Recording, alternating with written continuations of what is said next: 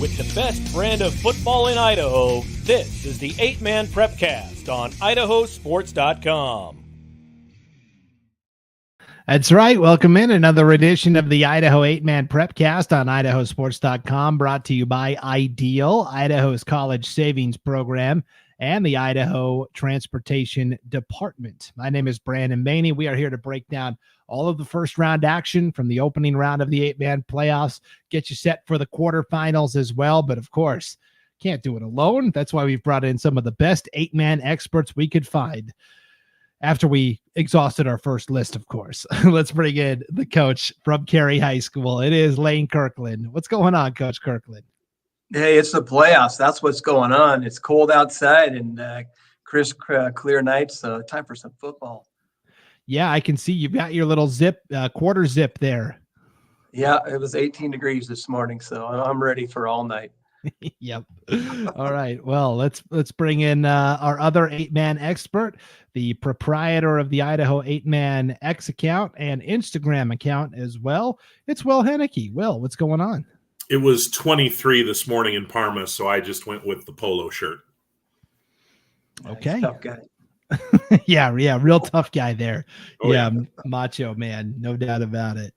All right, well, we had an exciting opening round of the 8-man postseason, and of course, some big, juicy quarterfinal matchups on tap as well.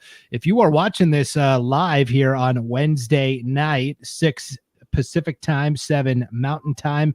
That's the time we go every Wednesday here throughout the playoffs. It'll be 7 o'clock Mountain, 6 o'clock Pacific. We thank you for being with us here on the IdahoSports.com YouTube channel, Facebook page, and X account. Of course, you can go back and watch this anytime on replay at those 3 destinations as well. You can also listen to the Idaho 8-Man Prepcast at IdahoSports.com. All of our Prepcasts are directly on the left there on the home screen. You can also listen to this wherever you download and subscribe to podcasts. All right, before we dive into the actual matchups, let's go inside the numbers. I don't know if ESPN has that trademarked or not, but we're going to go inside the numbers. Coach Kirkland put together some really interesting data here for us. Basically looking at last year versus this year. How do the points scored, the points against, the point differentials stack up? And of course, I assume, Coach Kirkland, you're going to continue to update this with each subsequent round for us?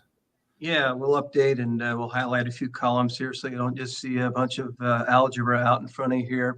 But we can start on the top left there in the 2023 D1s. You can see the winners scored 178 points versus losers at 70. And last weekend it was 208 to 98. Fairly comparable. Average scores you can see are the next box down below. And the point differential, much the same as it was last year, only off by a half a point. So some competitive games still are to match a little bit to last year. Did you guys notice that? Half a point. That's kind of interesting to see those matchups there. And then you drop down to the D2s or the 1As now. Last year they scored 206, and the losing team was 86. And a little less powerful offenses in the play-in game this year, only scoring 156 points to 56 by the losing team, and average score 39 to 14 there, with a point differential of 25 this year compared to 30 last year.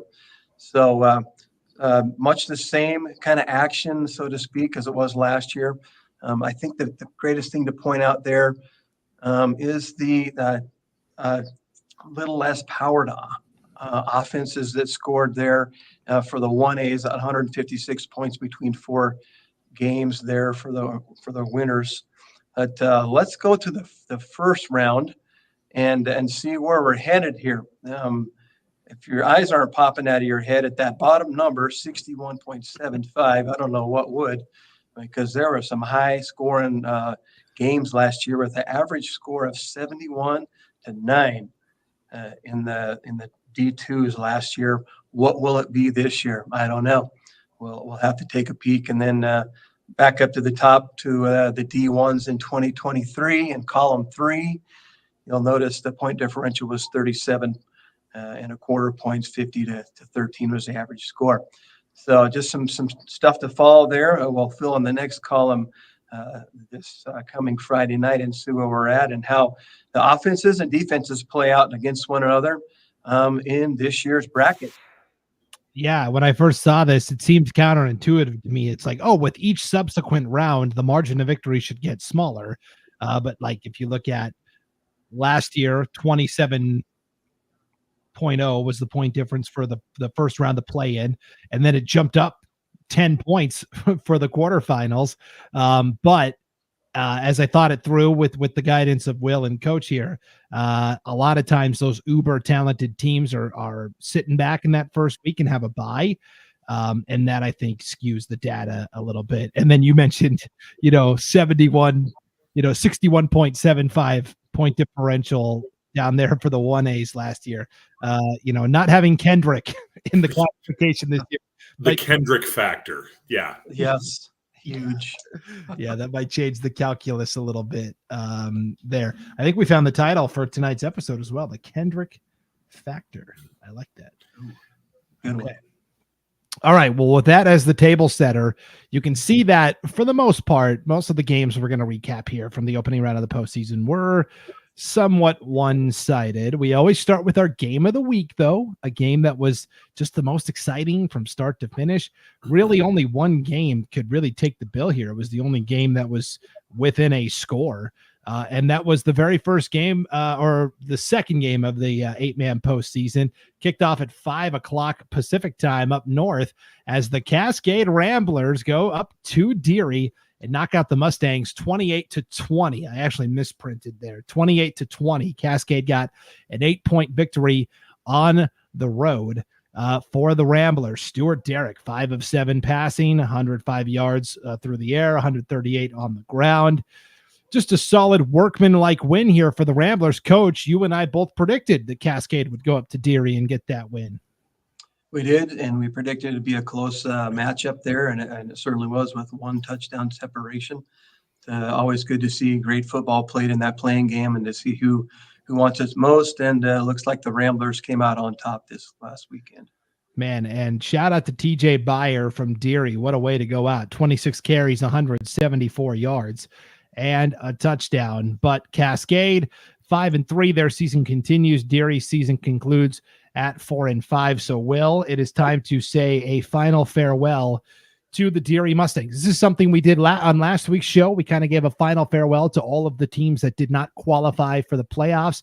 And then each round, as more teams fall to the wayside, we'll give each of them, kind of their own little spotlight moment here, a final farewell. We'll show you the record, who the coach was, and then some of the key players on the team. These were all players that were nominated in some form or fashion for the 3-star awards that you produce every week, Will, throughout the season. So 4 different Deary players were nominated this season. 3 of them underclassmen. Correct. Sorry, I was just checking a text message there, trying to multitask. All right, Adam Schefter. Yeah, not that cool. They're 3-0 on the White Pine.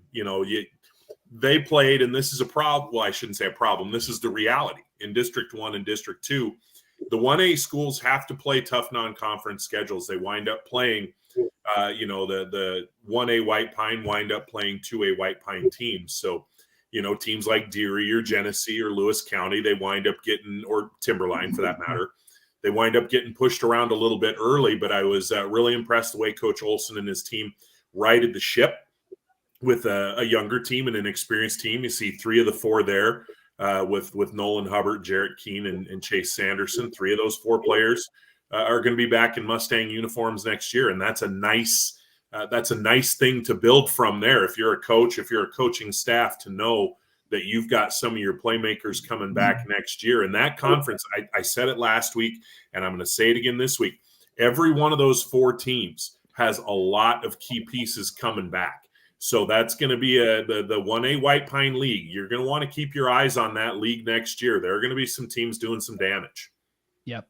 And Deary has 2 different kids that played quarterback this year. Nolan Hubbard, kind of the veteran, and then they did go with the freshman Jarrett Keene quite a bit there in the middle part of the season. So that's always nice to have in the back pocket as well. So a final farewell to the Deary Mustangs. All right, so Cascade moving on. They beat Deary 28-20 on the First road. playoff win since 2003 for Cascade. I mean, that's quite the drought that they broke this week or last week, I should say. That was pretty awesome. That's what I love seeing, guys. This isn't an 8-man game, but the game I was at last Friday was American Falls versus Moscow, and American Falls got their first playoff win since 1995. How about that? Wow, yeah, that's history. Yeah, it's cool to be a part of those moments. That is for sure. Well, Cascade will take on Dietrich in the next round. We'll preview the matchup here in a second, but let's tell you how Dietrich got there. Spoiler alert, like they did so many other ways this year, dominating 54-6, the final over Challis at Dietrich High School. The Devils improved to 8-1 now. Connor Perkins, 253 rushing yards, 4 touchdowns on the ground, 5 of 11 through the air for 59 yards and a score. For Challis, Jason Farr ends with a touchdown pass, but 3 interceptions. Those turnovers will come back to bite you, especially when you get to the playoffs. Coach Kirkland, I know you reached out to Dietrich coach Garrett Estelle following this win. What did he have to say? I did. Love that guy. He's still a man of few words, even as he advances into the playoffs, but important things to say. He mostly did talking when he scored touchdowns and just raised his hand. But now he's a head coach. He says, we played physical, we tackled well. Is all he had to say there. But he said the highlight of the night, which we don't see on the screen, and you can't see in the score there necessarily because there's no odd numbers, is Angel Alvarado kicked a point after and a 35-yard field goal, folks. So Angel Alvarado doing it with one leg and Connor Perkins doing it with 2, putting those points up on the board. So maybe getting ready for some extra points that might be difficult on a 4th and whatever here in the future. So good job, Mr. Alvarado. Yeah, the torch has been passed, Will. The preeminent kicker in 1A football last year was German foreign exchange student Timo Benzinger from Garden Valley, right? Timo. I still remember those chants. But, Challis just got off to a bit of a slow start. And against a team like a Dietrich, you can't afford to do that. You can't afford to fall behind and dig yourself too deep of a hole. But a good season for the Vikings. So, they rallied again, just like Deary. They rallied from a bit of a slow start and got themselves into the playoffs and had a pretty good season. Yeah, here is our final farewell to the Challis Vikings. And again, normally a 2A school. They did petition now to play 1A football. I'd say it was a success, 5-4 overall, 3-1 in the Rocky Mountain Conference. Based on history, I would say they're probably going to move back up to the 2A ranks after this little 2-year cycle, but we'll see. Jason Farr, senior, you see listed there. I'm going to miss him. He was a great athlete. Like I said, he just would never give up on a play. He was kind of like a Ben Roethlisberger or like a Brett Favre type, just really hard to bring down, would scramble around, keep the play alive. They do bring back Garrison Applegate, Reagan Dixon, T. Garrison's another name that's back as well. So if they can figure out the quarterback spot next year, Challis could be humming once again. But a final farewell there to the Challis Vikings. Okay, to the bottom half of the bracket, guys. Let's go to Will. This is the game you were broadcasting on IdahoSports.com. Coach Kirkland also took in this game as well. This was Tri-Valley going up against, I got too many graphics, guys. Tri-Valley taking on North Gem, 42-20, the final score for the Titans. Will, as you were broadcasting this game, how did it unfold? 20-20 at halftime. North Gem scored on their first play from scrimmage, a long run from Craig Yost. And then Tri-Valley scored on their first play from scrimmage, a long run from Jace Wagner. And you see both of them there reflected in their numbers. I think Tri-Valley just kind of wore North Gem down a little bit in the second half. The effort on both sides was terrific. The compete was terrific. It was a well-played game. The conditions weren't terrible, but they weren't great. And yet both teams took pretty good care of the football. Penalties, not a big problem, at least in my eyes, on either side. I'm sure the coaches would, man, that holding we got in the second quarter screwed us or something like that. But I thought both teams played well, and I was North Gem only had 10 kids there, and they had one player who kind of rotated in and out in certain packages. But other than that, Yost, France, and Hatch, those kids that were on the field, they were out there every snap, every special team, everything. And I was really impressed how hard they competed. Craig Yost, 36 carries. But Tri-Valley, that's not a misprint down at the bottom. Elias DeVries with 25 tackles. I would have actually guessed more. I mean, he was in on everything. He had a tremendous game. I saw that, and I'm like, what? 25 tackles? That's the high total I've seen this year, Coach Kirkland. Yeah, that's up there. And, when North Gem controlled the clock as long as they did and ran triple option to perfection, I'm sure Elias was right in that hole there and making the pile as big as he could as soon as possible. And there was a lot of amazing smackdown hits in this game. It was great football, and it was really a lot of fun to watch. Both teams wanted it so bad. The Titans just kind of wore them down there towards the end of the fourth quarter, and the Cowboys fought clear to the end. It was really a pleasure to watch great football like that. Yeah, the two quarterbacks end up combining to rush for 418 yards between Rusty Hatch for North Gem and Chase Wagoner for Tri-Valley. That is doing some work. That is Rusty Hatch, 2 for 2 passing. Yeah, perfect QB rating, right? Yeah. I mean, that's a lot of throws for them. Maxed her out. Yeah, exactly. Had to ice his arm on the way home after the game. Yep. Yes, all joking aside, that is what North Gem is kind of forced to do with 10 players. They pretty much have to run the ball, control the clock just to keep everybody fresh. That's for sure. So let's take a look at North Gem. Let's give a final farewell to Coach Corey Hatch and the North Gem Cowboys. They finished the year 4-6, but they played a very challenging schedule. They go 2-2 in conference play, good for a third place finish.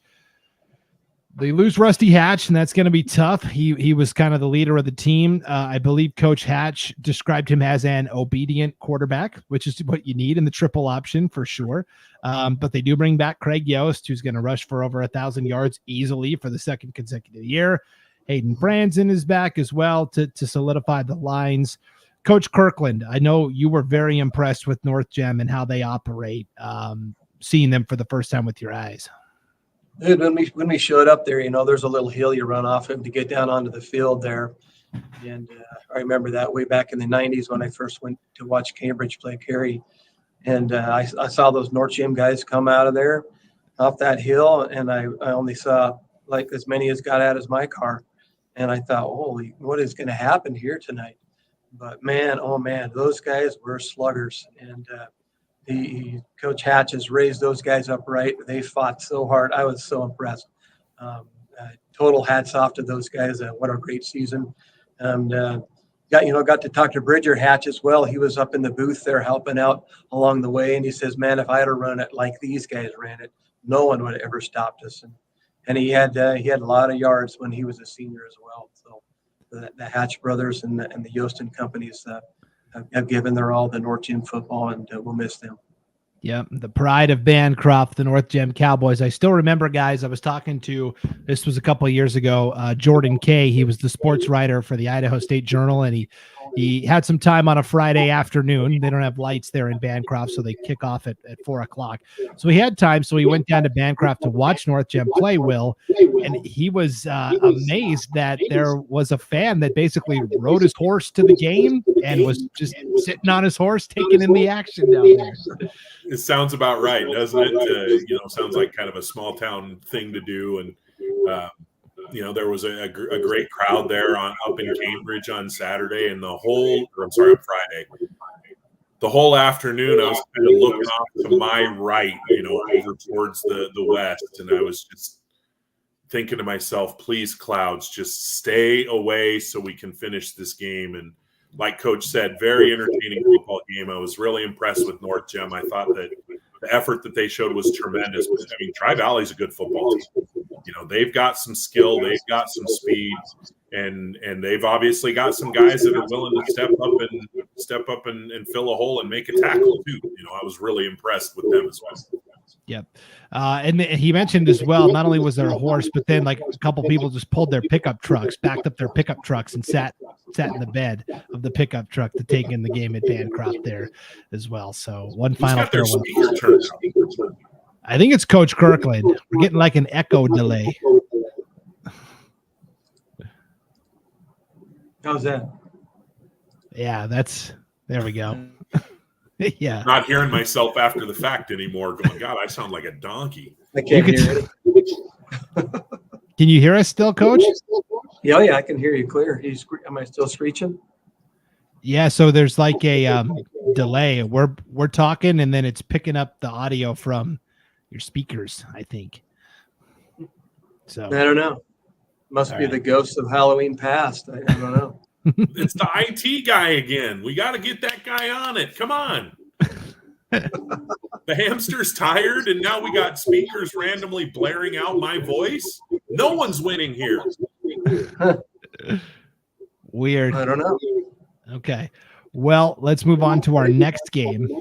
If it keeps up, let me know. I'll go check something over there. Okay. Our final first round game, guys. Garden Valley and Shoshone, 32-8 victory for the Wolverines. Workman-like day, Maddox Miller, 5 of 11, 123 yards and a touchdown. Trevor Korn gets the hat trick. He had a passing touchdown, he had a receiving touchdown, and the more traditional rushing touchdown that we're used to seeing. Shoshone, well, I didn't get any stats from those guys, but it sounds like they finished the season strong despite the loss in the first round of the playoffs here. Yeah, I got to visit with Coach Nunley a little bit over the weekend, and not the way the team wanted to go out, but you're talking about a team that was on a double-digit losing streak coming into the season, and you go from that to end the playoffs. And it doesn't help the seniors feel very good at all. I think he said there were 5 of them on the roster. It doesn't help them very much, but for those dozen or so kids that'll be back next year, I mean, what a great leaping off point for those kids to see that the work that they put in was rewarded. Garden Valley, that's a tough draw. That's a strong physical football team. They're going to be a matchup problem for some folks, and they're playing some really good football right now. And Shoshone had to go up there. That was a tough draw. And like you said, I think workman-like. I think that's a very good way to describe that win for Garden Valley. Yep. So let's give our final farewell to the Shoshone Indians here. A rousing success for Mike Nunnally in his first year as the head coach. 5-4 record overall. First trip to the playoffs since 2000, Coach Kirkland. This was probably the story of the year in Idaho high school football. Yeah, it's good to see Shoshone competing well. It's a large school. I think they've just kind of been waiting to appear on the map, and they certainly did this year. And Coach Nunnally was behind that great movement there, working with those kids, getting as many out as he could, and coaching them up well, and being able to get into the bracket in his first season. And I think it's just the start of what we're going to see from the Indians just down the road here from Cary. Congratulations, Coach Nunnally and Shoshone. Bring a great team again next year, and I know you'll compete well. Yep. And for Will, obviously a couple of exciting young players. I did want to give a tip of the cap to senior quarterback Bud Cortez, who led the team so often this year. Mr. Cortez, this Bud's for you. You've been waiting all year to say that, haven't you? They got a lot of young players on that team. As I mentioned, they are losing some seniors. Cortez is one of them. So I asked Coach Nunnally, do you know who slides into that role next year? And he said he does have a young man who played in, he got some reps in a lot of their games. So he said he's not going to step right in and be Bud Cortez right away. But he goes, a couple years from now, he goes, watch out. The kid that we have coming in is pretty good. All right, so a final farewell there to the Shoshone Indians, who had just a fantastic season. We're still getting the echo, Coach. I don't know if everybody else can hear that or if it's just us. I wish I could help you. I don't know. Sorry. No, that's all right. I think what we're going to do, Coach, is when it's Will or I talking, I'm going to mute you, and you can still hear us, right? Thumbs up. Yeah, you can hear us, I'm assuming. We're testing the boundaries tonight. Yes, Like we can't. this. Yes, okay. And then when you're talking, Coach Kirkland will unmute you, and hopefully then that delay won't be there. So Sounds good. okay. Well, without further ado, it's time to turn it over to Coach Kirkland for our Coach's Corner segment tonight. We're talking about all these teams that have such exciting futures, right? Deary with a bunch of underclassmen, and Shoshone with a bunch of underclassmen, and that is great. And we've talked a lot about how you build the foundation at the high school level this season, but it doesn't start just when they walk in freshman year. You know, the most successful programs in Idaho go to the junior high level, and some even, lower than that. We're talking like 5th, 6th grade potentially. So this week's Coach's Corner segment is all about the development of your youth. And Coach Kirkland, go ahead and take it away. All right. Appreciate it, guys. This is a great idea that Will was kind of talking about a little bit and suggested. And it is important, it is the end of the season for 31 teams that are out there. And you're already starting to think about next year. And it's important that you do that. And you're always looking out ahead to see what's coming.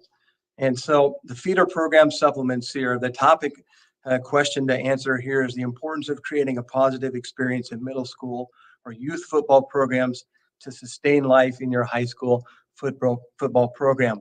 So I'm going to speak from a little bit of experience here, maybe get on a table here and yell out there just a bit, but I've coached junior high for 24 seasons and got a little bit of experience with trying to be able to address this subject tonight.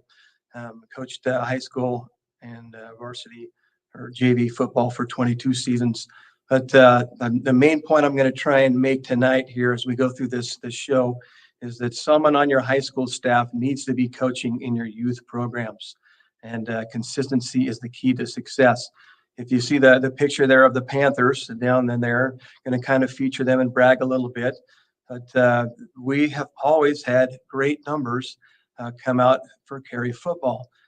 My dad coached the junior high as well during his tenure. And so for 41 seasons, 43 now, the Kirklands have been coaching the junior high. This 2 years ago, we added Coach Dietrich, who was the defensive coach at Carey School for the high school, and he's come to help me as well on the junior high. And so what are some things that we are doing here at Carey School maybe to be successful and get the numbers out that we do, which I'll show you here in just a second. So, what's at stake? Well, it's the stake of losing your program. And that's what simply as we can put it, I believe. So I did a little bit of research here and I put some numbers together. And the number on the left is the number of players out for football. And the number on the right is the number of boys available to recruit from in the high school. And so I kind of crescendoed there. And Carey has 29 kids out for football out of 41, which is 70% are playing football. Rockland is 24 boys in the school, or excuse me, I got that reversed. 14 boys in the school and are playing football out of 24. Then there's 12 of them running cross country, 4 of them cross over. So almost every boy in Rockland in high school is doing something this fall. North Gym had 21 to choose from, 11 came out, and so on. You can kind of see as it crescendos down there, the percentages. What's a good percentage? Well, the higher, the better. I honestly can say Carey has probably averaged between 65 and 82 or 83 for the last probably 40 years. And the question we all face, like you guys that are out there, and I totally admire you guys that are doing this thing with 10, 11, 15 kids. I don't know how you've done it here. That you are amazing to me, and you guys are heroes out there to those kids, and then to me myself, because I've been completely spoiled. But we've worked for it, and here's maybe some suggestions to help some of you guys out that you may have not tried or have in the past. And there's a lot of new coaches out there, so let's see what we can come up with here. How do you get these guys out? There's so much to compete with these days, and doing nothing is one of those. But here's maybe some suggestions. Work with your youth coaches. I know a lot of high schools just started junior high programs just recently. Rockland not too long ago. Let's see, you guys were mentioning one that started this year. Was it North Gym? You guys were talking about? I can't remember. Rockland. But, Rockland got it going. Okay. But work with those youth coaches, teach and show them your schemes, have them run your stuff, ask them to run your stuff, mentor them, model it, motivate them, and then multiply those kids to come into your program there, and let them know that they are needed a great deal. Attend the youth games, mingle with those young kids. They look up to you, man. You are the head coach. Your assistants are on the sideline there. Get those kids to the game and go to their games and let them know how important they are. Work with your school administrators. I'm talking about junior high level here. If you have an issue perhaps in the junior high program and they're not coming to you in the high school, then you got an issue. You may need to address that. And like number 4 says, maybe number 5, I should say, change the staff if necessary or if you can. And if you have to do it yourself, that's where, so be it. That's where it's going to be. For those 22 seasons I was head coach here in Cary, I coached the junior high as well. I was a busy guy coaching those 3 teams between the JV and the varsity. But it worked, and we raised them up right, and we raised them up to put on a roster. But either way, you got to stay involved in their life and those young kids' life and let them know they're important, and maybe they'll come play for you. That's your greatest hope, because that's the only recruiting class you have is those 8th graders and those kids beyond. But help them understand the game and help them to love it. What are some attributes of a great youth coach? You know, I was at a Missoula clinic probably 5 years ago, and we took our Pee Wee coaches, great kid coaches that are with us. And the first speaker got up and he says, "I just want y'all to know I hate grade kid. I hate it so bad." And the grade kid coaches we brought with us were just laughing. They're like, "Well, we're glad we're here to hear this now." But Coach Saili actually started grade kid here in Cary 7 or 8 years ago. The same year I asked him to come coach with me. And so he never got to coach that, but he still runs it, and he has good guys to run that. But a patient teacher of youth is important. These are young kids. An organized, prepared vision, a guy that has a good vision, and a doer is a person you need to fulfill that role. A mature role model.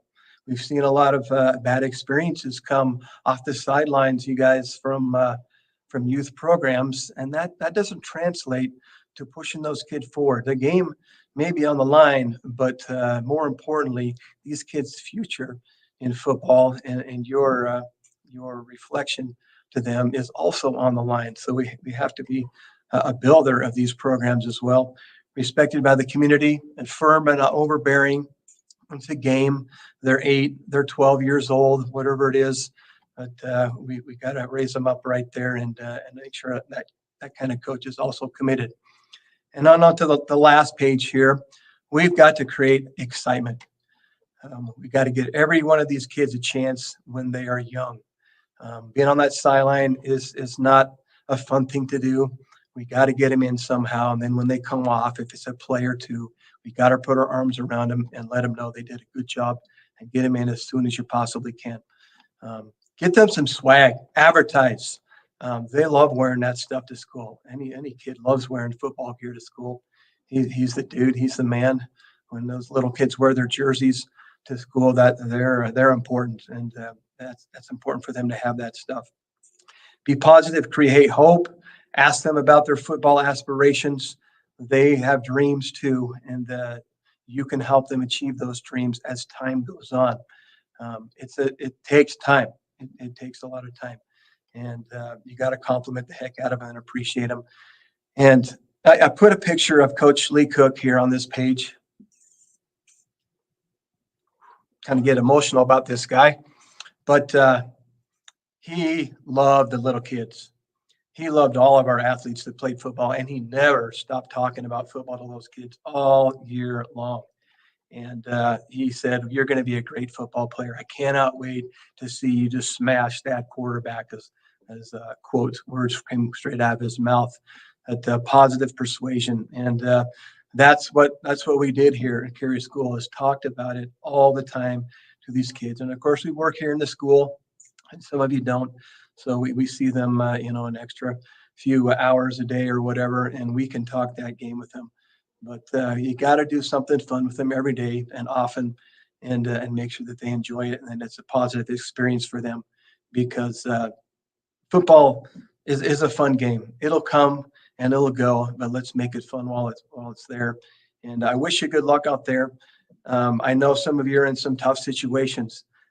Kids are hard to attract these days, to come out to do something really hard.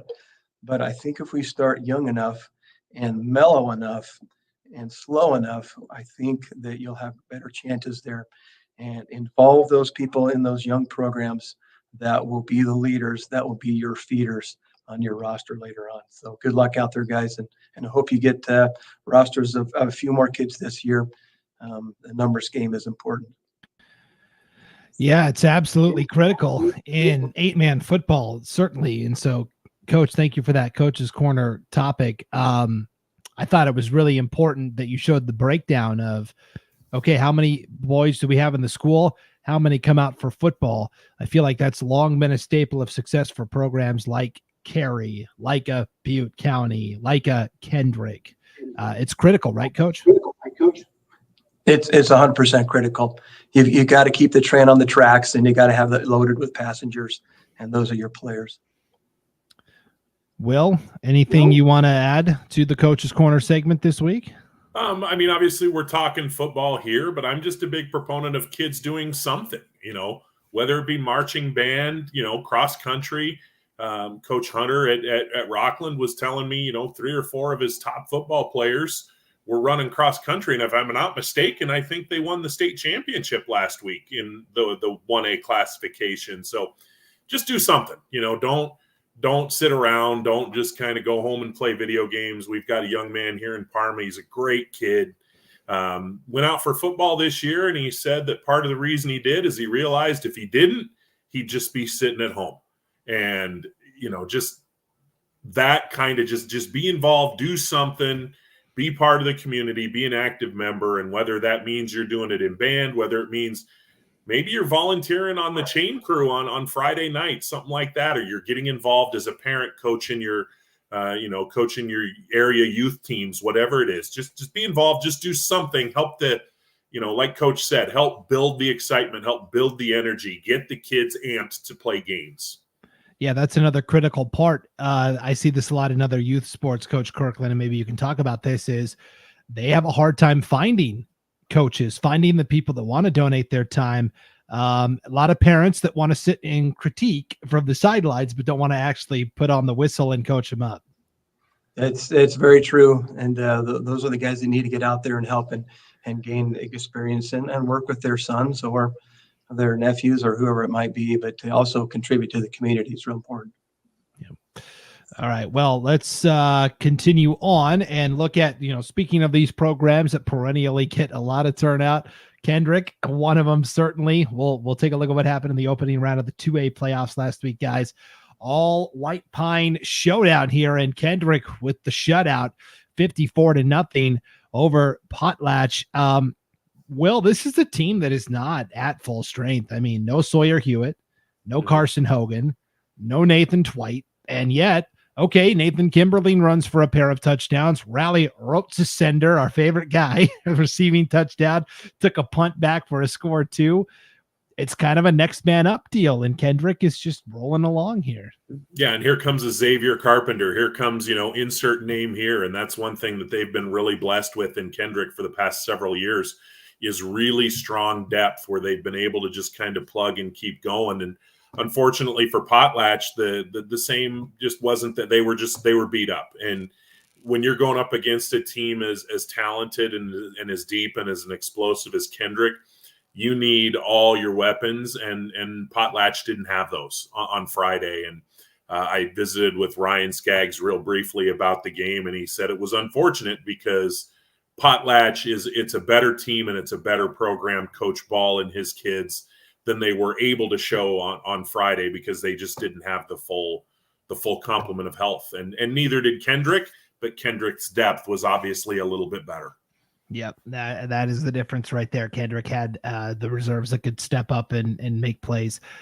So let's give a quick final farewell, Will, to the Potlatch Loggers. 5-5 overall this year, 3-4 in the White Pine. Now the 4 losses were also like really good, like Prairie, and then Kendrick and Logos and Kamiah, and so a lot of those teams are still playing. Prairie isn't. We'll get to them in a second, but the other ones are all still playing, and so. Potlatch has a lot of potential here. I mean, look at these guys. Yeah, they're losing Ben Johnson, the senior running back, and they're losing the older Waylon Marshall, but Jay Marshall will be back to QBM next year.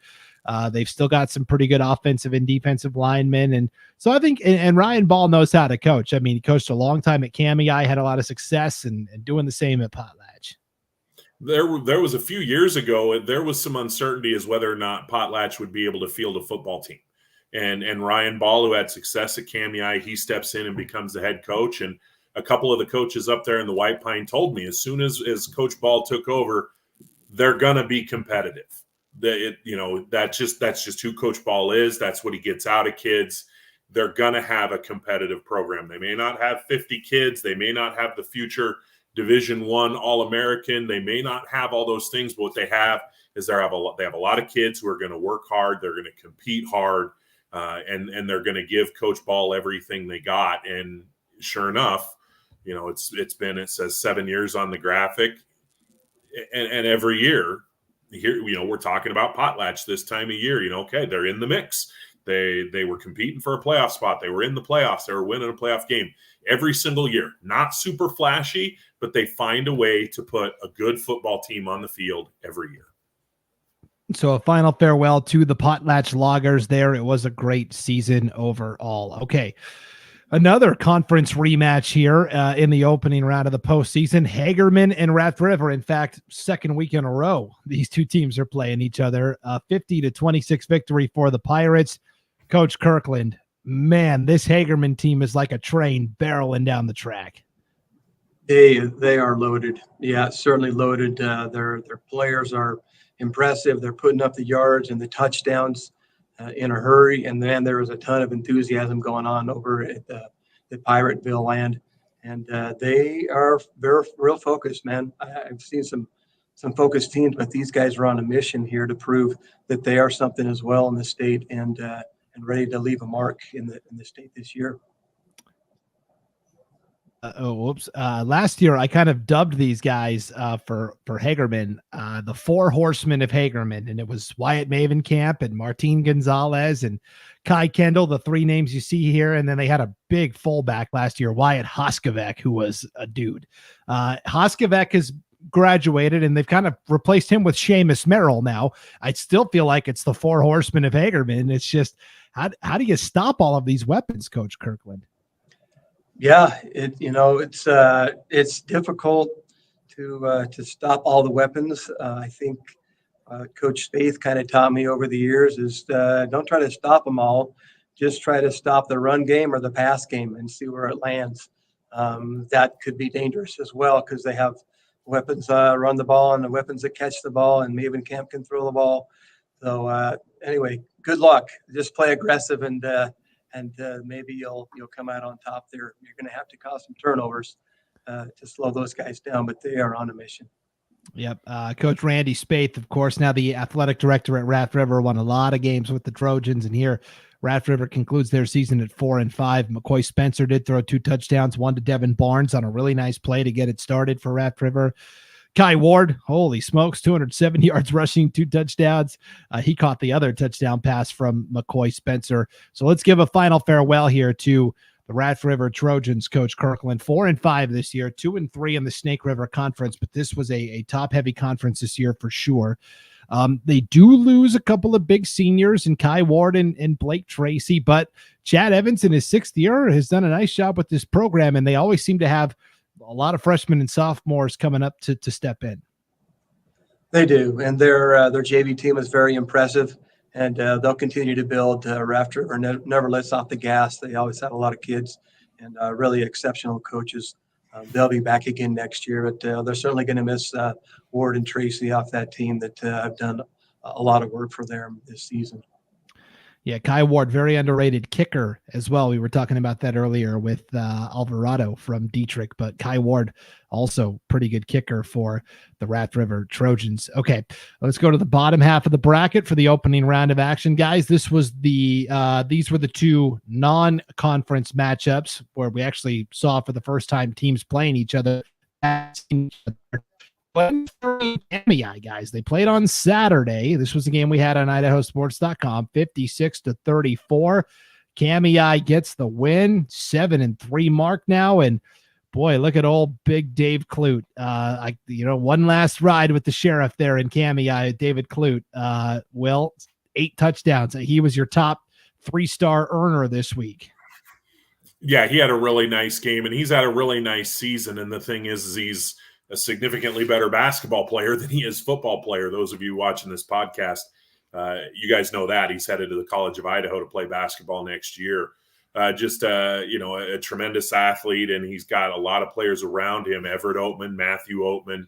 You got Damian Ochoa listed there, but Lawson Landmark. I mean, they just got a number of kids who can do damage for that Kamiah team. And hats off to Glens Ferry. That's a long road trip up there to play on a Saturday when it was just dreary and muddy. And they went in there and they traded some punches and they acquitted themselves well. But Kamiah just a little bit better. And when you got a kid like David Clute on your side, that's a big X factor in your favor.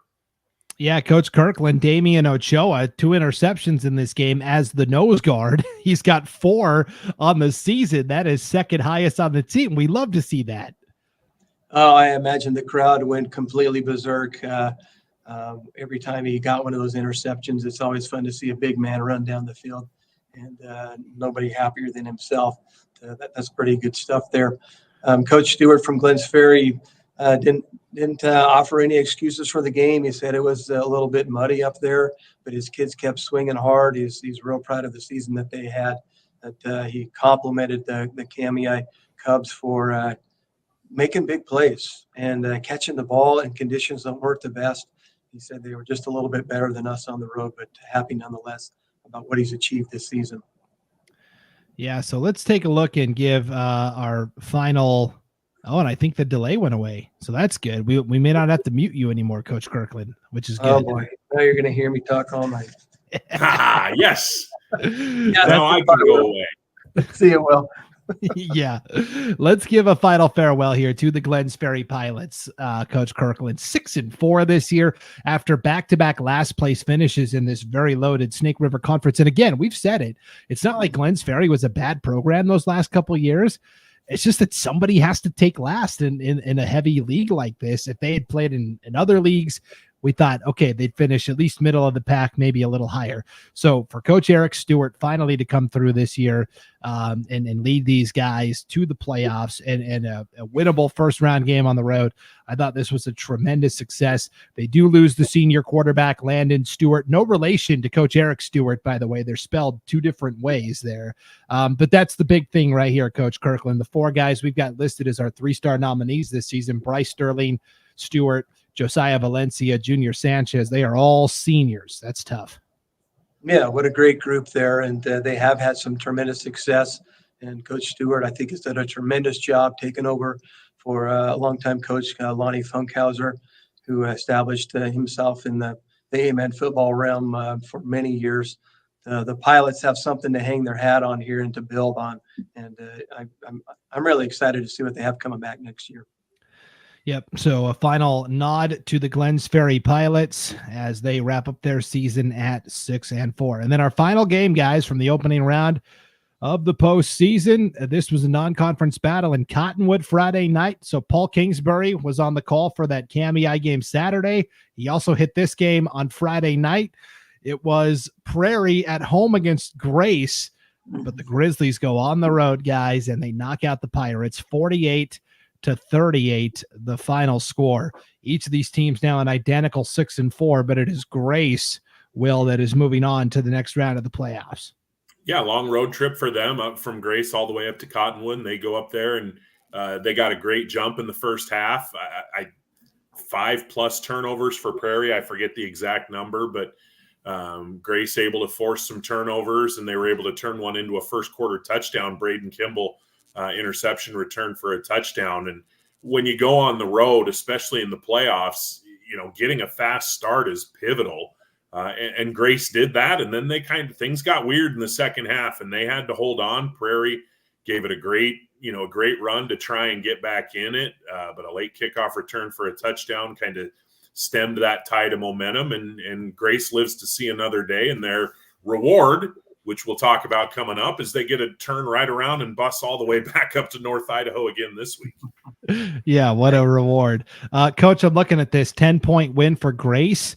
I see on the screen here pick 6 for Braden Kimball, 70-yard kickoff return for a touchdown for Carson Welsh. You knock out those 2 big plays for Prairie, maybe the Pirates win this game. Yeah, that certainly is the difference right there at 12. Win by 2. So, yeah, definitely matters there. You got to be careful in some of those situations there, but sometimes it's unavoidable. But nonetheless, Grace is moving on, which was what they like to do. They were runner-ups last year, a couple of years ago, I should say, in the state, and looking for a piece of that again this year. Yeah, this is a Grace team that is very tough. They are hard-nosed and physical. That is for sure. And I feel like we do have to talk about the wonkiness that happened with the coaches and the referees, only because we were there broadcasting it. It's on video. Anybody can see it. I talked to Paul Kingsbury, our broadcaster who was at that game. Essentially, both Grace coaches were flagged for unsportsmanlike conduct penalties. The assistant coach got ejected from the game. I thought initially it was the head coach, but it was the assistant coach that ended up getting ejected from the game. And in a tight, intense situation, playoff game, yes, sometimes the calls don't go your way, and I feel like it's like a dance, right, Coach Kirkland? There's a line, you can get up to the line, you can speak your piece, but then the official typically lets you know, okay, this is the last I'm going to hear of this, and then if you cross that line again, then it's kind of on you, right? Yeah, the yellow flies. Yeah, you have to be careful there. It is a passionate time of the year. That you can only be, I think you're right, so many times until you're told to stay behind the line and be quiet. But it's a passionate game, and you got to fight for your kids when it's time, but back off when it's time as well. I asked you earlier in our group chat, what are the implications here? I know if a player is ejected from a game, they have to miss the next game. I wasn't sure what it was for a coach, and your response was?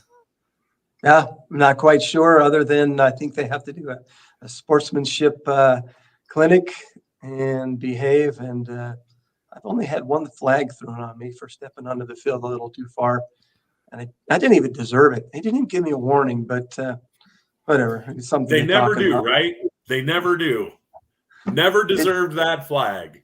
It changed the whole game. I'll tell you later. What, you know the exact date and who the opponent was, right? Oh, yeah. I was in Mackey.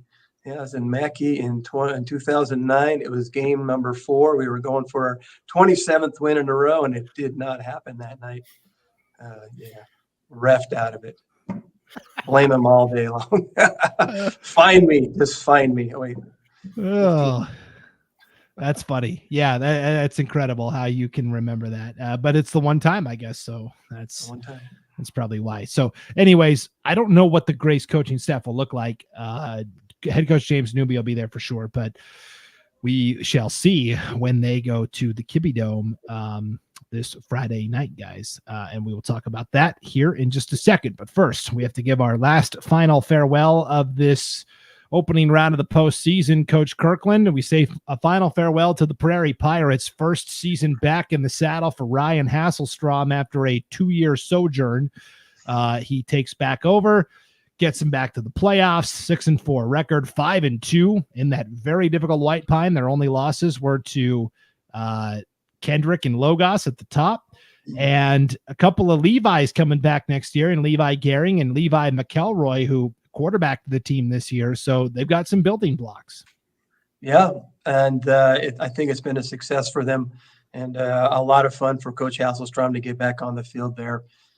Can't wait to see him at the state track meet or sooner. Dylan Uhlenkott, certainly a great leader on that team, as well as Matt Wimhoff.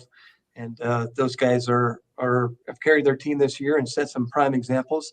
I know Coach Hasselstrom talked about only having 19 athletes out this season, but anticipating a much larger group in the years to come. And I don't think you write Prairie off ever. Those guys are going to be back in this thing strong. Keep your eyes open. Yeah, pretty remarkable. I always marvel at the fact that Cottonwood, Idaho, which is a population of 822 at the last census, guys, there are 2 high schools in Cottonwood. There's Prairie High School, and then there's St. John Bosco Academy, the private school there. But it's just funny, a town of 822 has got 2 high schools, Coach Kirkland. That's I didn't know that. Good stuff. Yeah. No football at St. John Bosco, though. So they get, they play basketball and track and stuff, but no football. So Prairie's safe for now. Okay. It is time now to move on to the quarterfinal round. Let's throw the brackets up on the screen real quick here just to show you what we're working with. In the 1A bracket, guys, it is, and everything gets reseeded for the quarterfinal round. So Wallace, a conference champion, actually gets the number 8 seed overall. The number 8 seed overall, which means they got to travel to Cary. So it's Wallace at Cary, and then the 4-5 is Garden Valley at Council. Number 7, Cascade at number 2, Dietrich, and then number 6, Rockland will be at number 3, Tri-Valley. Rockland, also a district champ, by the way, having to travel.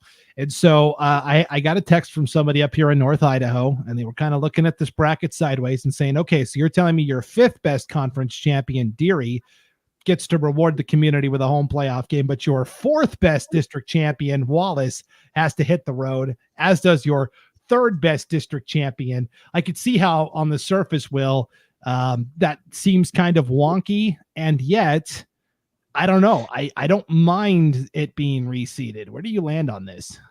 I'm good with the reseeding. I'm in general, I think I've come to grips. Bad way to put it.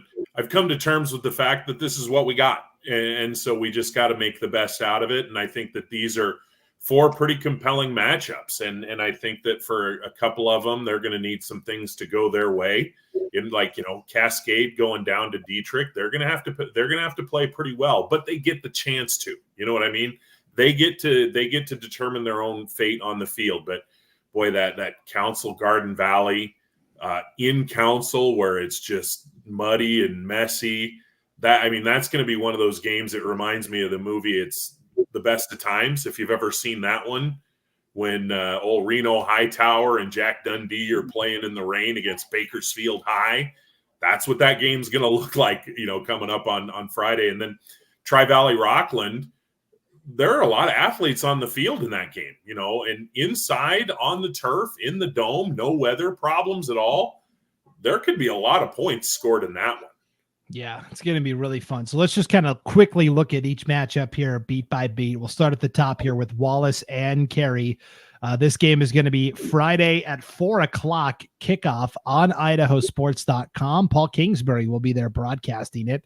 This is the postseason opener for the Panthers, Coach Kirkland, and kind of in a weird quirk, it's been a long time since Cary has played a game. They had the game with Camas County get basically wiped out after Camas forfeited to end the regular season. Then they had the first round bye. Do you anticipate any rust coming off of a 2-week layoff here for the Panthers? No, I think the Panthers have been applying a lot of WD-40 over the last 3 weeks. And I think the rust has not been able to settle in whatsoever. They seem really hungry this week. And I asked the boys in class the last few days how practice has gone, and they say it's amazing. They're back on fire. They're ready to go and ready to tackle somebody else besides their own teammates here. And they have a great game plan in store.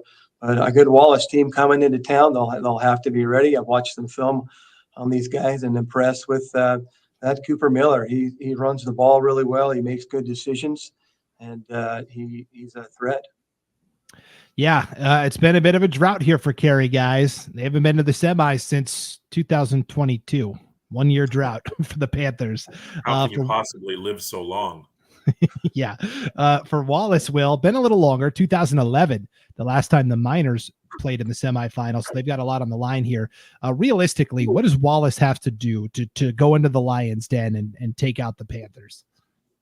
Play mistake free, and I don't mean that they don't literally have to play a perfect game, but you can't be minus in the turnover category. You can't be taking a lot of penalties, and if Carey gives you an opportunity to cash in, you get a nice punt return or you get a turnover, you've got to cash in on those opportunities. And I think that they have the personnel to do it. I think the week off, Julian Davis, their all-state caliber two-way player, was a little bit banged up at the end of the season. Getting a week off for him, I'm sure, was big, and getting him healthy is going to be huge for that team. It's going to be a tough challenge, though. Carey's not the unanimous number one team in the state by both the coach and the media by accident. They're a good football team, and Wallace is going to have to play a very clean, very smart football game.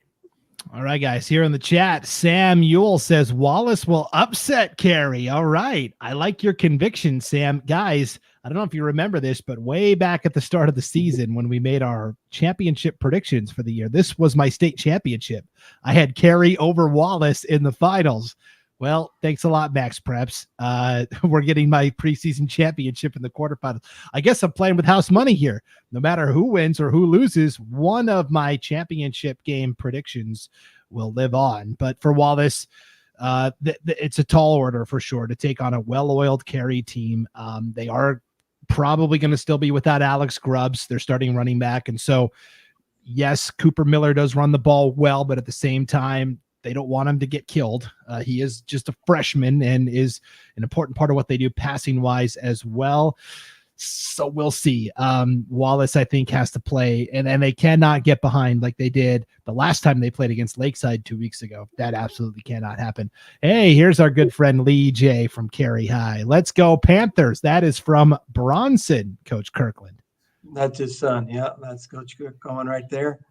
Got the family in the picture. Good stuff there. Oh, yeah, another Panther player coming up soon. I got to assume the Coach Cook we saw earlier in the Coach's Corner segment related to Lee J.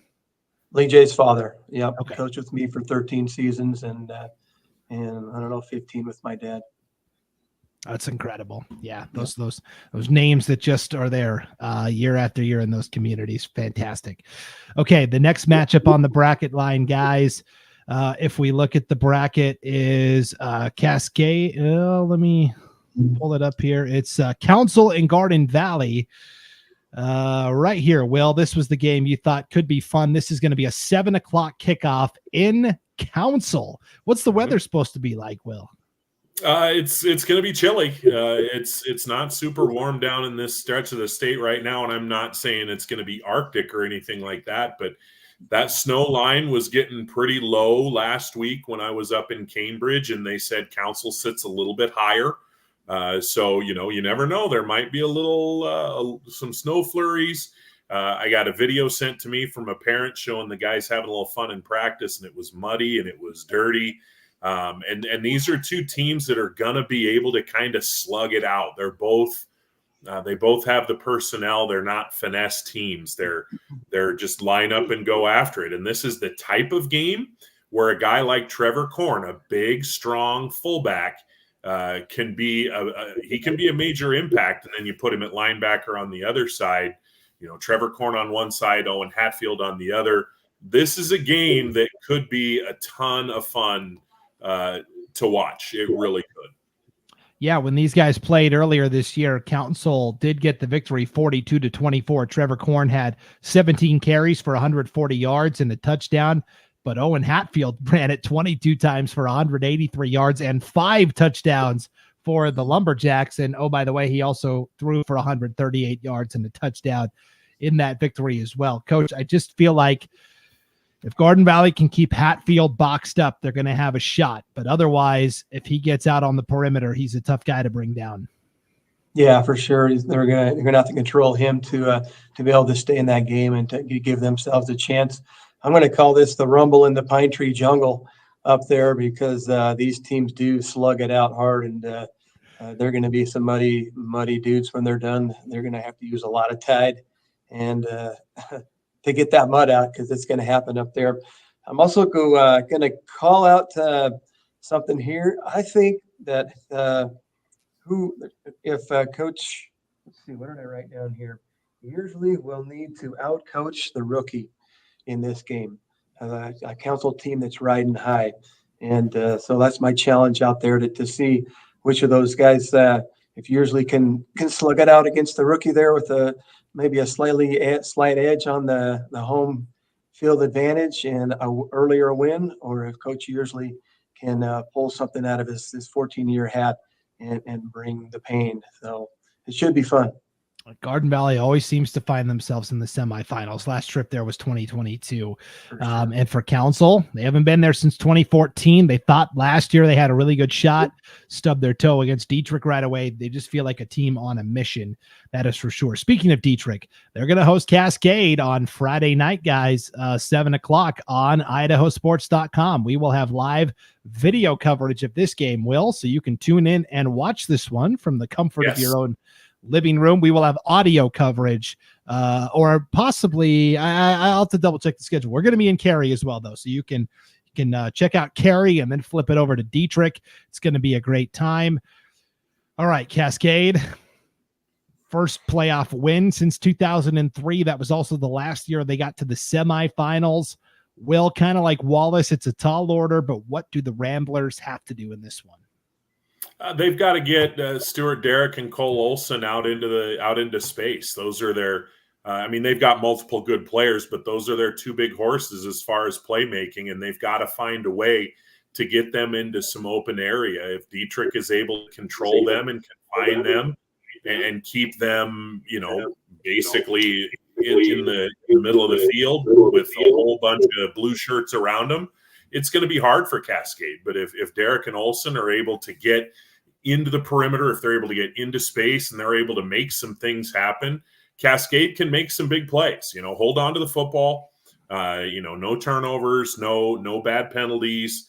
And if you're able to get your playmakers into playmaking position, AKA, not being swarmed under by that Dietrich defense, which is pretty good, then they'll have a chance to trade some punches. Dietrich, a lot of firepower, a ton of talent. Connor Perkins, I don't know that I'd have to ask him if he would classify himself as 100% yet. But remember, he was limited earlier in the year with a bit of an injury. But, it seems like the last 4 weeks, every game, it feels like, 200 yards and 8 tackles on defense. You know what I mean? He's had a tremendous run here over about the last, month or so for Dietrich. Yeah, and yet I know you've been talking to the Dietrich coaching staff a lot, Coach Kirkland. They are trying to get Connor Perkins to be more comfortable as a quarterback that can beat you with his arms. Of course, he's played wide receiver and running back his whole career, so his first instinct is to take off and run. But Dietrich knows as they try and advance further into the playoffs, they're going to need a little bit more balance with that passing game with Connor Perkins. They certainly are, and if you'll trust those receivers in space, and there's some good ones there, they'll be able to do their thing and get some yards as well, and save his legs for when it's time to take off. And I think Dietrich will continue to spread the field and use him when necessary, if not all the time. But that passing game will be a factor as well. But I think Coach, the longest tenured football coach or most experienced defensive coach, maybe in A-man football right now, that's still coaching in Palo Satori, is going to have a game plan to work against that factor in Connor Perkins and try to limit that as much as possible. So we'll see how this plays out. Yep, should be a fun battle. That is for sure. Our final quarterfinal matchup, guys, it is in the ICCU Dome in Pocatello. It is Tri-Valley and Rockland. Will, two offenses that are going to love playing inside. I mean, I can just see Zach Perman and Aiden Radford for Rockland, and for Tri-Valley, Gage George and Chase Wagoner and company hitting the corner and flying on that turf. Yeah, and a bit of an unsung X factor is Rockland just got their center CJ Wilson back from injury a couple weeks ago. So help solidify that offensive line a little bit. And Perman has been fantastic since he had to move back to quarterback in week 3. It seems like we've kind of been banging on this drum quite a bit that he's their third string quarterback. Well, he's got like 8 starts under his belt now. I don't know that we can really call him a third string quarterback anymore. And if we can, he's the best damn third string quarterback in the state of Idaho. He's been fantastic for him. And then on the other side, Tri-Valley, Jace Wagner, I think he's a state player of the year candidate. He's able to get some downfield throws to JJ Sutton. And he also has a handful of guys, whether it's Eli Noah or whether it's someone else to run the football or him running the football. They've got a ton of weapons, and with no concerns of weather creating for a muddy track of any kind, I think it's going to come down to who can make a couple of stops. And I think I have to give a little bit of an advantage to Tri-Valley there. But Rockland is certainly they're a game opponent. This is going to be a good matchup. This is going to be a fun game.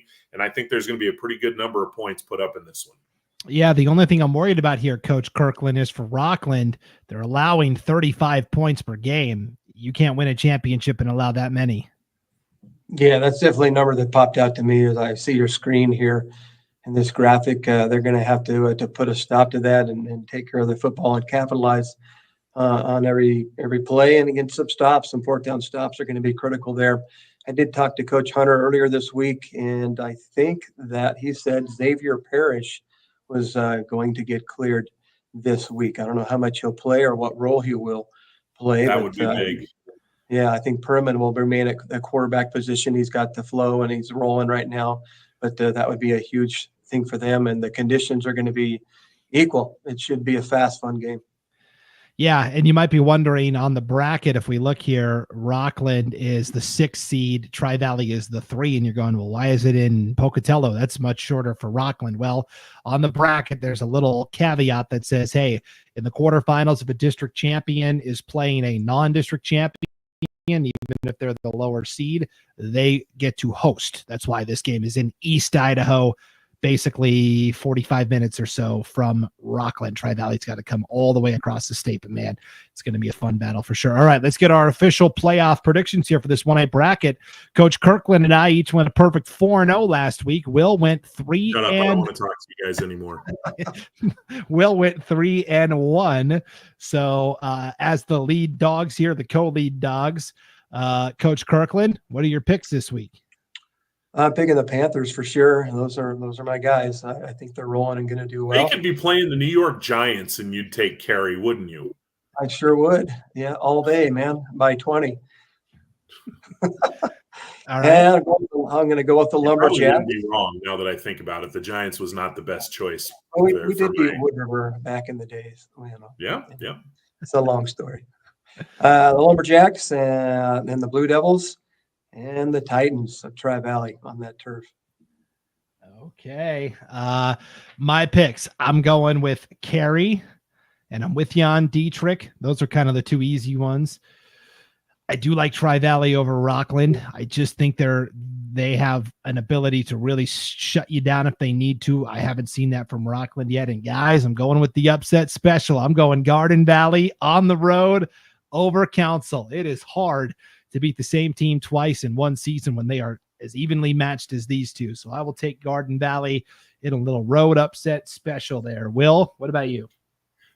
Brandon, I'm going to go with the same picks as you, but my reason for taking Garden Valley is different than yours. You brought up the beginning of the year predictions we made. My 1A teams were Deary and Garden Valley. Those were the 2 teams that I had going through and making it to the state championship game. I rode with Deary last week, and they almost pulled it off for me in a great game against Cascade.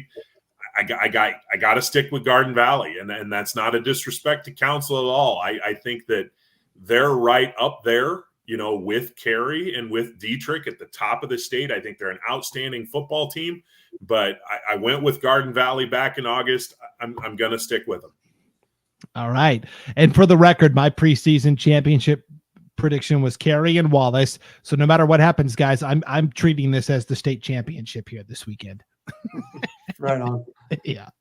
All right. Let's wrap up with the 2A bracket, guys. And again, this gets reseeded based upon max preps. And so we've actually known that it's going to be number 8 Rimrock and number 1 Butte County for 2 weeks now. Each of these coaching staffs have had 2 weeks to not only have the bye, but get that film study in. So I am very intrigued to see how this game goes. This is why we moved the show to Wednesday nights, because this is a Thursday night game, guys, tomorrow night on IdahoSports.com, 5:00. And oh, by the way, just to bring up this bracket here, we will be bringing you coverage of all 4 of these games in some form or fashion Friday night on IdahoSports.com. We're actually broadcasting 17 games statewide.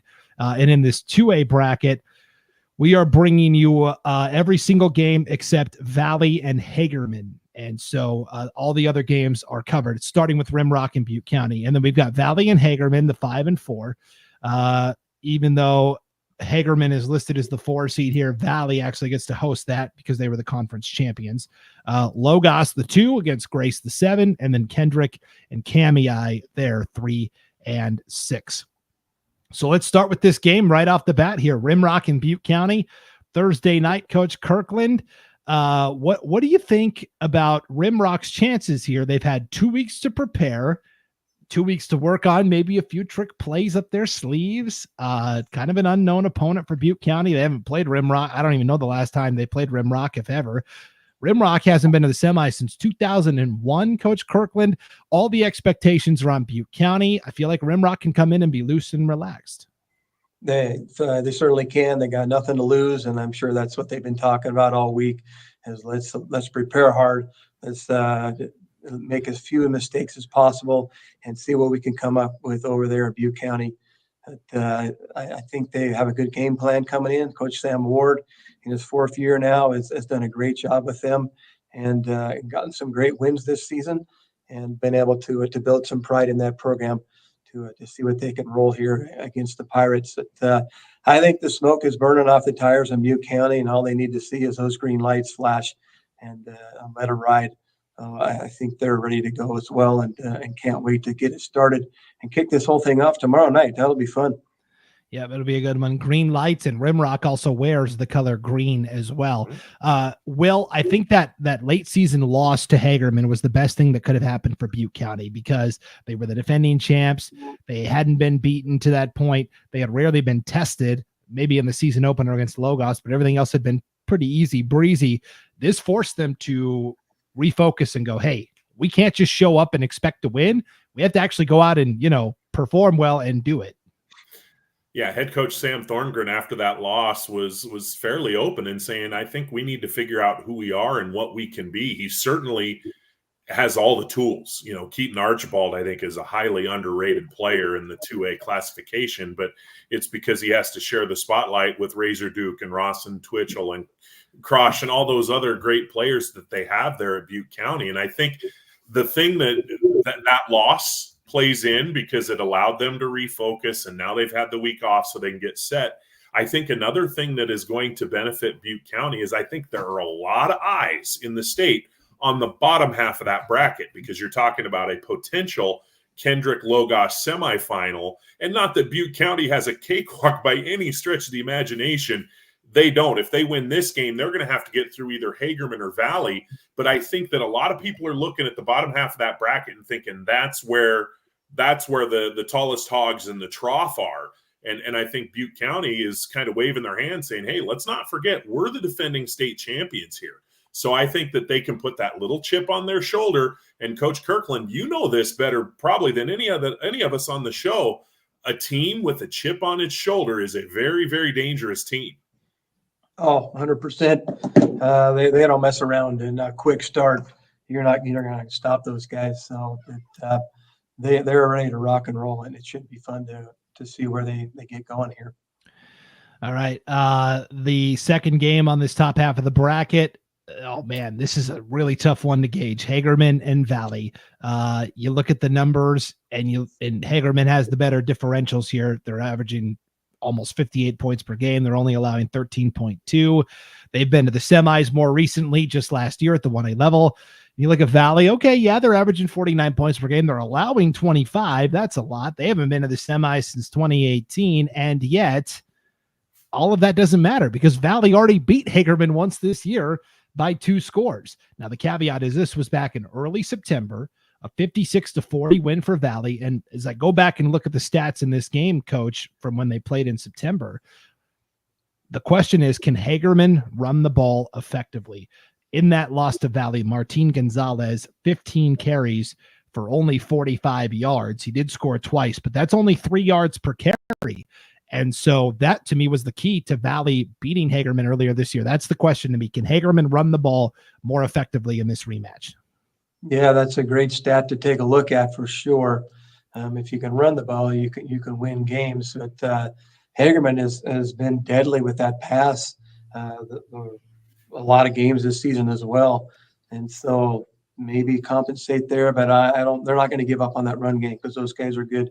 And so there's a lot of meat up front to be able to push the ball forward on those first downs. So this is going to be a slugfest.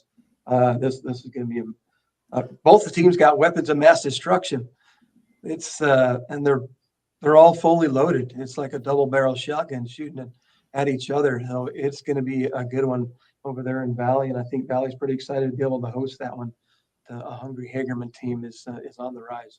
Yep. And each quarterback, the first time these two teams played, Wyatt Mavenkamp for Hagerman, Josh Hardy for Valley, they each threw 4 touchdowns. So that was a wash. And so, like I said, Hagerman didn't run the ball especially effectively, especially Gonzalez, only 3 yards per carry.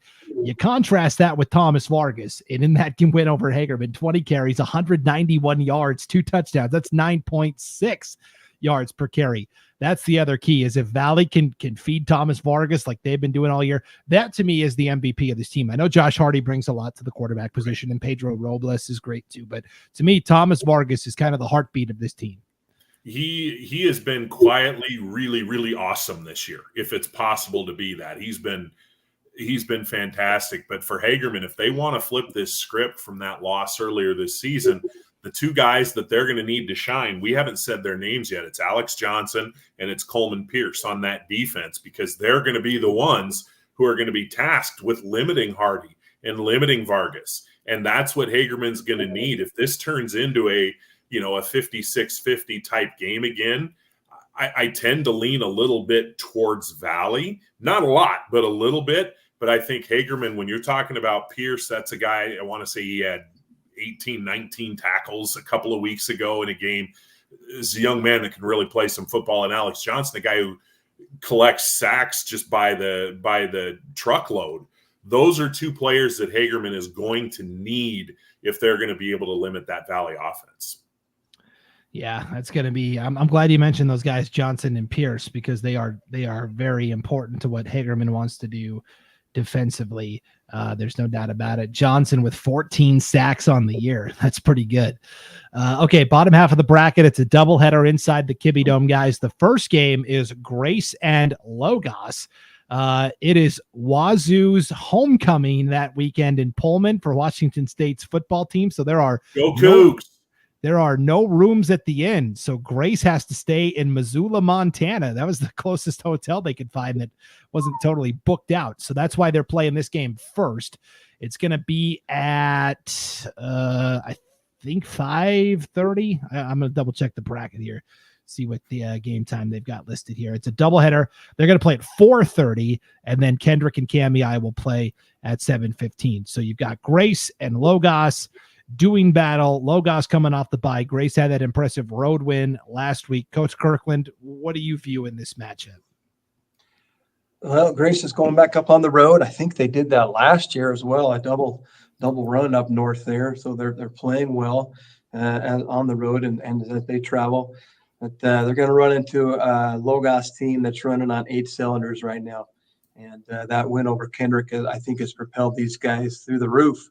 And they have figured some things out. And I think they're hungry. And I think they're going to play some pretty effective football. So Grace is going to have to cut that allowing 29 points per game in a half to be able to hang into this one here and catch a few breaks to keep her close. Yeah, Grace did go up to Kamiah last year and knocked out a really good Cubs team in the rain, and the slop in the rain, 20-0 last year in the playoffs.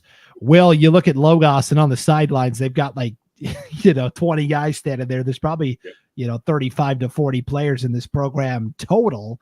And that depth really allows them to, just the last time they played Kendrick, Asaph Greaser got put in at running back because of an injury. He hadn't played running back all year. Okay. He rushed for like 70 yards and a touchdown.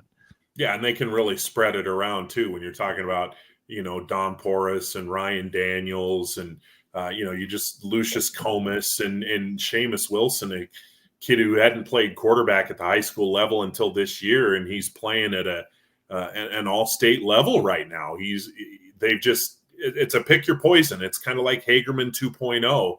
It's, do we load up to stop the run? And if we do we have the corners to match up with their receivers on the outside?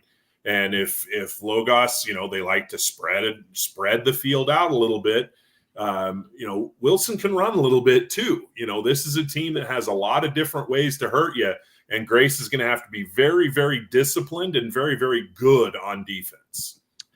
You know what Logos kind of reminds me of here, and you guys tell me if I'm crazy. You're crazy. So they had Jack Driscoll last year, who was this dual threat, great quarterback, best quarterback in program history because he did it for multiple years. And then he took them as far as they could. And they got to the semifinals and fell to Butte County. And then he graduated. And the thought was, okay, they bring everybody back except Jack Driscoll. And he was such a generational talent at quarterback. Who could possibly step in and fill in those shoes? Well, here comes Seamus Wilson, and we see this so often where, okay, the all-world talent at quarterback graduates, but they have a lot of the pieces still in place. And usually I've seen this a lot where it's the next guy that comes in and actually gets the team across the finish line. It kind of reminds me of like University of Tennessee in the late 90s, right? They had Peyton Manning for those years, and they just couldn't quite get it done. He graduates, and right away T. Martin steps in and takes Tennessee to the national championship. I don't know. That's just what I think of when I look at this Logos team. You guys tell me if I'm crazy. No, I think that's a good point there. Those kids that are in the program right underneath those great quarterbacks in front have been watching and paying attention, and they're just as driven. Maybe their talent sets are a little bit different, but the rise that they all have, I think, attributes not only to that individual, but to the staff and to the program in general. And the goals are up to one more level, and they're certainly performing well. Another one of those programs that started at the middle school level, like you said, Coach. You got to build that foundation and build those younger guys up. When they first put a football program together, they played just junior high. That's what Lighthouse Christian is doing this year. They're doing a complete rebuild. And so they've been playing middle school football this year, and eventually they'll get back to varsity. Our last game, guys, is Kamiah and Kendrick. Will, what does Kamiah got to do here to knock off Kendrick? Kendrick won pretty convincingly already once this year over the Cubs. They need Clute to have a similar game to what he had this past weekend, but that means big efforts from both Oatmans. That means big efforts from all around him. It can't just be David Clute trying to do it on his own. And, I think to beat Kendrick, you're going to have to be able to trade some punches with them, because I just don't know who stops Kendrick. You know what I mean? And Logos did a good job at it, but part of the reason they were able to do it is because they had the ball and they were landing some punches. You know what I mean? So I think Kamiah at some point they're just going to have to be able to hit some big plays. They're going to have to be able to take advantage of opportunities on offense, and they're going to have to hope that Kendrick has a little bit of an off night. I don't hate the matchup for Kamiah. I respect the heck out of them. I think they do a great job. You don't get to this point in the season because you don't know what you're doing, but I don't know that this is a sensational matchup for them, particularly on the turf inside, where I think Kendrick, they just have so many kids that can hurt you with their quickness and their overall athletic ability. It's going to be a tough one for Kamiah. Yeah, Kendrick won 56-12 in the regular season. Clute played pretty well, 24 of 34 passing, 258 yards, 2 touchdowns, but 13 carries, minus 13 yards. So Kendrick got some sacks in on Clute to be sure. And that's going to be the key to me is can Clute run the ball effectively like he has all season long. The first time these two teams played, Coach Kirkland, Todd Roberts was the go-to guy for Kamiah. He had 142 yards and 2 touchdowns on 16 receptions. Have you ever seen a kid get that many grabs in a single game? Honestly, I don't think so. That's a lot. Those must have been some good stop routes there to get those catches, like old Travis Kelce just plunks away throughout the night. That's a great amount there, and it seems like a great weapon to continue to go to.